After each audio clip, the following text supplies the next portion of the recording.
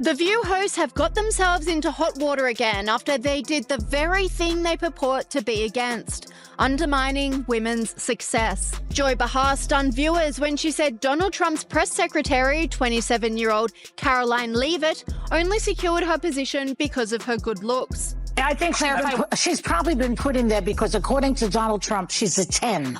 You know that's what it is. I want to be clear, though. It's not her first job. It was her first press briefing. She worked in the previous administration. The comment was bizarre, especially coming from Joy Behar, who is as woke as they come and positions herself as a champion of feminism. This online commentator said, disgusting Joy Behar of The View accuses Karoline Leavitt of being hired only because Donald Trump thought she was a 10. The recent controversy on The View has once again highlighted the consequences of underestimating guests, particularly when hosts cross the line. This time, the target was Karoline Leavitt, a young, unapologetically conservative political strategist who has been making waves in the media. When Joy Behar dismissively labeled Leavitt as not capable and insinuated that her success was due to her looks, it was evident that The View had overstepped. However, Leavitt was more than prepared to handle the attack. Instead of brushing off the insult, she responded with confidence, dismantling Behar's condescending remarks and exposing the hypocrisy of The View's so-called feminist narrative. Let's talk about the fact that Democrats have been labeling President Trump a to democracy for the better half of 10 years. Let's talk about how they have compared him to one of the worst in the history of the world, and that Kamala Harris and Joe Biden weaponized the court system and the justice system in this country against Donald Trump in an attempt to imprison him. He sat through a courthouse for 7 weeks this past year, and the Democrats were hoping he would go to jail for it. That is real political that has led to 2 heinous attempts on President Trump's life that, by the grace of God, he was able to escape, and he is here with us today. So yes, President Trump knows a little bit about political violence because he's experienced it himself. And talking about the tragic realities of war that Liz Cheney and her father, Dick Cheney, have got this country into is not political. It's talking about the reality of the foreign conflicts that the Washington, D.C. establishment have sold out young Americans to for decades. Yet, of course, after those attempted attempts on the former president's life, his opponents reached out to him and said they do not accept political. That has been a key difference. I do want to play you.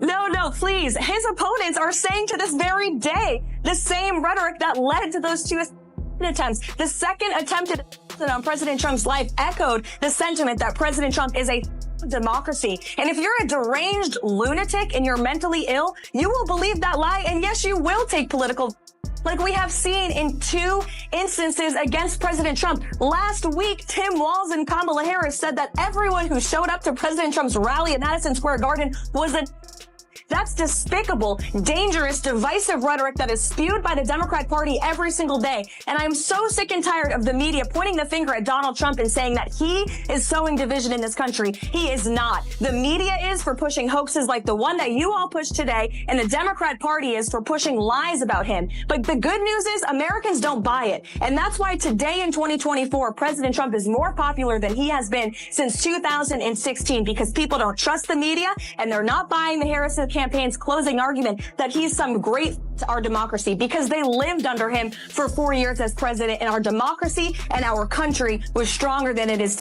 Leavitt didn't back down in the face of their predictable elitist snark. She fought back with intelligence, poise, and most importantly, facts.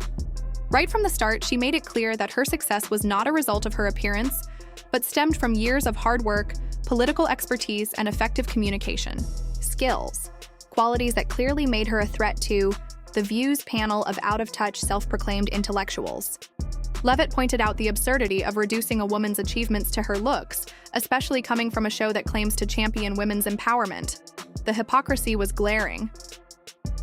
The View loves to preach about lifting women up, but the moment a woman doesn't align with their leftist ideology, they resort to demeaning her in the very ways they claim to oppose. This incident wasn't just about Joy Behar making a snide remark.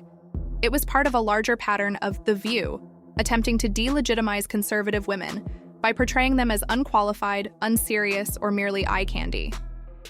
We've seen this before with figures like Kayleigh McEnany, Sarah Huckabee Sanders, and Elise Stefanik.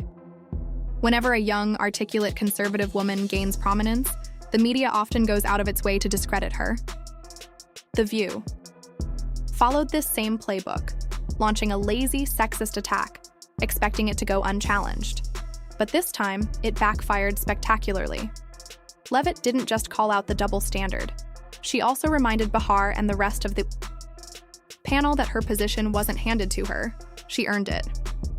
Unlike the hosts of The View, who built their careers on talking over others and catering to an echo chamber, Leavitt had to work her way up in the political arena, facing real scrutiny and competition. She emphasized that while they sit around gossiping and throwing cheap insults, she's actively shaping political discourse and making an impact. She said something yesterday that really pissed me off. And that was, she said, there will be no wokeness here. Oh, yeah. Let me explain something to you, because without that wokeness, you might not have that job. Yeah. Because women were not invited to that table. Mm-hmm. Women were not invited to many tables in this nation. The reason we fought and busted our behinds to make sure that you didn't have to worry about this. And now to hear you talk about it and to hear anybody talk about the wokeness was put in place for a reason, because Black people couldn't get into colleges, because women could not get into the colleges they wanted to go to. This is all women. Yeah. See, this is not Black, Asian women. This is all women. Women were not invited to this party. It was a man's world, and we busted our asses to make sure that this was a person's world. So please stop using that phrase and talking about, because you don't understand what you're saying. Mm-hmm. You're saying about yourself that, hey, that's a terrible thing to be. It's not a terrible thing to be. That's why we fought. That's what we were fighting for, so that you could stand in that podium, so that Catherine Jean-Pierre could stand at that podium. So women of all kinds of colors and ilks, wherever they came from, whatever their belief system was, they had the opportunity to bust down that door. The moment quickly went viral, with viewers calling out The View for its blatant hypocrisy. Social media exploded with clips of Leavitt shutting down Behar's remarks. And people across the political spectrum agreed that the attack was not only uncalled for, but also self-defeating. Even those who may not align with Leavitt politically couldn't deny that she had exposed a significant flaw in The View's approach to discussing women in politics. The show claims to champion strong, independent women, but only if they toe the party line. The moment a woman refuses to conform to their ideology, she's reduced to nothing more than a pretty face who doesn't belong at the table. To make matters worse for The View, their attempt to embarrass Leavitt ended up making them look foolish. Behar's snide comment didn't just come off as mean-spirited, it revealed an underlying insecurity within the panel. Unable to debate Leavitt on her merits, they resorted to petty personal attacks, focusing on her appearance rather than addressing her political viewpoints. This only made them appear weak and projected their own inadequacies. Instead of acknowledging that a young conservative woman had risen through the ranks based on talent, they spun a false narrative to fit their worldview. Even inside sources at ABC reportedly admitted that the backlash was worse than anticipated. Executives were already growing weary of the show's endless cycle of controversy, and this latest incident only added to their PR troubles. Some sources hinted that higher-ups were beginning to question whether Behar, who has been with the show for decades, was doing more harm than good. While The View thrives on stirring up debates, there's a fine line between being controversial and problematic, and this moment crossed that line in a way the network could no longer ignore. What truly cemented the disaster was how Leavitt handled the aftermath. She didn't play the victim or complain. Instead, she used the moment to prove her resilience and capability.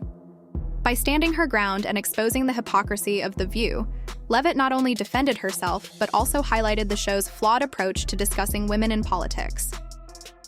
This incident serves as yet another reminder that underestimating guests can lead to brutal lessons, especially when those guests are as sharp and prepared as Karoline Leavitt.